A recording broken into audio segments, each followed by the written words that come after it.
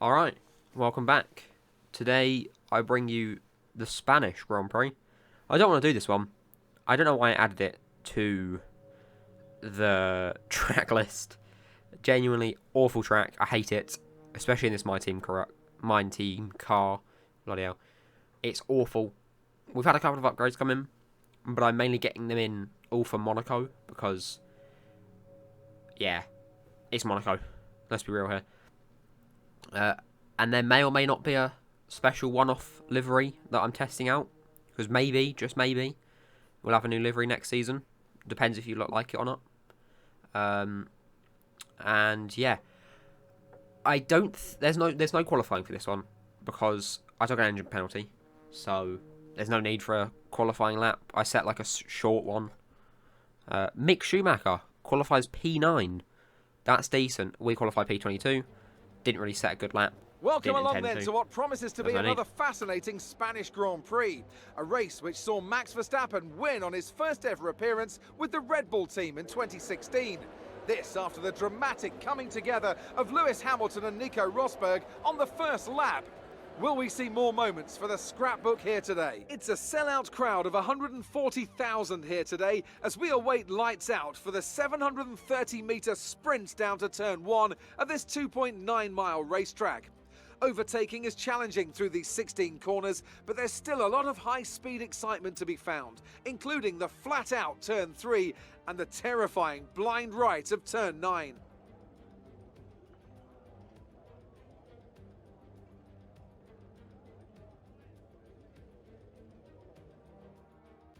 Before we begin, let's take a quick look at the grid lineup for today's race. An immense lap from Lewis Hamilton yesterday puts him on pole position, and it's Valtteri Bottas that completes the front row.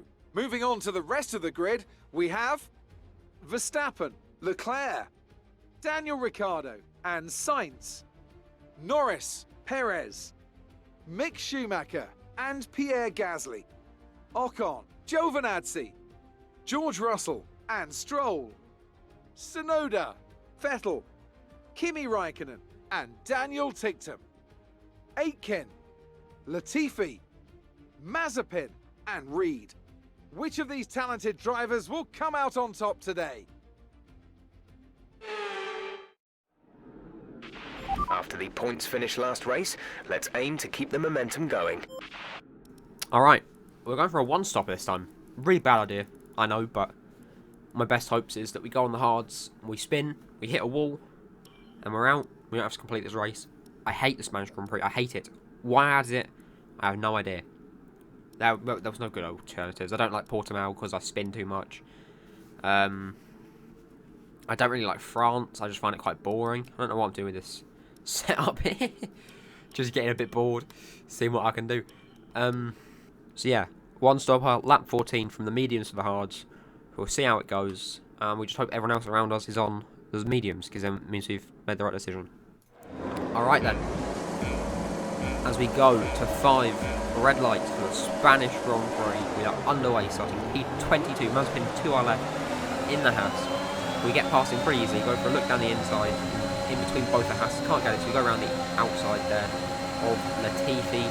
Take him ahead, hits into the back of Stroll, I think that is. We go forward, there's a safety car, virtual safety car, not sure. We get spun. Ghosted there. What's happened? Dan Ticktum in the Williams has just crashed into the back of Stroll, who's had a little bit of a wiggle there. We go around the outside and just get pushed off. That's annoying. Yeah, that's not on Ticktum. Stroll broke way too early. And then we get pushed off. Safety car is ending. Right. Maintain your pace. Only some underbody and VSC ending. Side pod damage. For green. VSC ending. Go green. Cheeky little move there around the outside of Vettel and Latifi. Well worth that move. Actually, was it? No. Yeah. I don't know. We've got 2 places. I'll take it. On to Mazepin now. Lap 3 down the second straight. Go for a little bit of a dive down the inside. Nice little overtake there. Trying to get past that. Right, lap 8 then. Ricciardo comes out of the pits. We are in P10 as everyone goes for their first pit stop. They're going to be way faster than us because they got loads of upgrades coming. The Ferrari, McLaren, so we're just going to let Ricciardo pass. We're not going to really battle it. There's no need. It's not worth the risk. Well, Maybe it is worth the risk. Anyways, and end of lap 8 then. The clerk gets the DRS on us. We let him pass. There's no need to fight it. Honestly, it would be a waste of my time, a waste of effort, and too much of a risk. Lap 11 then. Aitken passes us. This is something we do want to defend, because being overtaken by a Williams is rather embarrassing. Bottas in Imola would agree with you there. So, yeah, we don't talk about that. Sorry, George. Like I said, not giving that position up easily. Lap 13 then, Verstappen gets around us as he goes from his pit stop. Aitken hits into us a little bit there, but that's kind of my fault. Okay, we can take you Lap this lap. 14 then, feeling the grip deteriorating quite a lot. We've also got a lot of oversteer and understeer, so I reckon we might have some wing damage that's not been diagnosed. As you can see, there's snap of the wheel. So we're going to go for our pit stop 2 laps earlier than we were going to, because we did change our strategy mid-race. So there is that. Yeah. Anyway, so down the pit lane, really long pit lane. Also, we get a bit buggered on the end because we can't take our pit limiter off as early as everyone else. 2.3 seconds. As you can see here, we passed the line, but we can only just disable our pit limiter, which is a bit annoying. Mazepin's behind us now. Yellow flag ahead. That's Norris off. It's been hit off by an Aston. That's not great. Anyways, lap 17. Mazepin is closing in on us. I think that's more embarrassing than being overtaken by your former teammate who you definitely didn't fire to replace for a Hash driver. Mick gets past us then.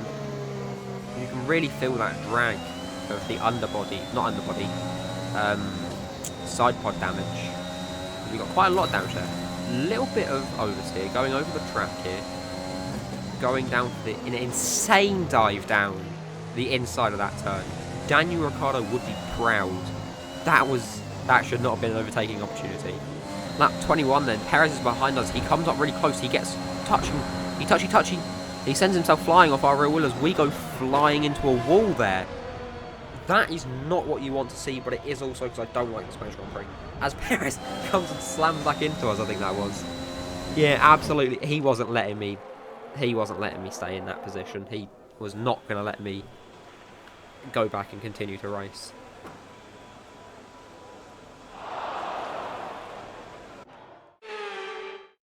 The Mercedes team pulled out a fantastic performance today. They should be proud. Anthony Davidson, what helped them deliver this result, do you think? Well, they certainly stood out as a driver with tons of confidence on the track. I think their ability to keep their cool, even during some of the more hectic parts of the race, meant they were able to capitalise on the mistakes of other drivers, giving them the opportunity to make their way to the top spot with ease.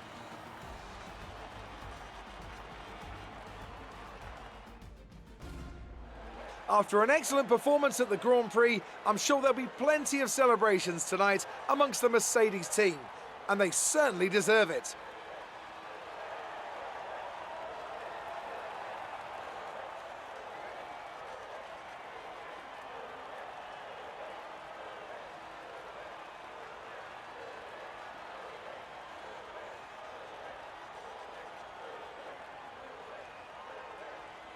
And now let's take a look at the drivers' standings. Valtteri Bottas passes his rival to take over the lead of the Drivers' Championship. Some amazing talent out on the track today, but Anthony, who would you pick as your driver of the day? My driver of the day has to be, no question, Antonio Giovinazzi.